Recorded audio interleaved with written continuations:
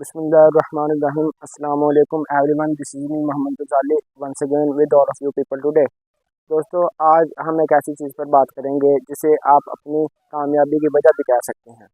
तो आज हम बात करेंगे सॉलिट्यूड यानी कि तन्हाई पर। तन्हाई का मतलब है कि आपका शोर से हटकर, लोगों से हटकर वक्त गुजारना।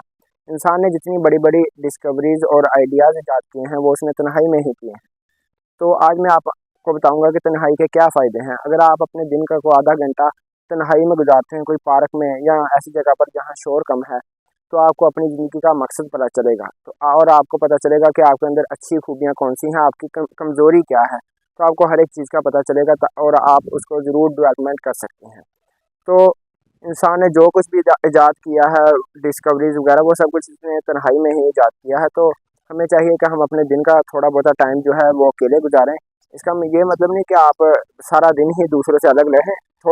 थोड़ी देर आधा घंटा निकाल लें, उसके लिए आप किसी पार्क में चले जाएं और वहाँ अपने दिन का कुछ हिस्सा गुजारें, ताकि आपको अपनी खूबियाँ, अपनी कमज़ोरियाँ पता चलें और आप उनको डेवलपमेंट कर सकें। तो ये थी आज की वीडियो। अगर आपको वीडियो पसंद आई है तो सब्सक्राइब ज़रूर कीजिएगा। तो मिलते हैं नेक्स्ट वीडियो में। खुदा हाफिज़।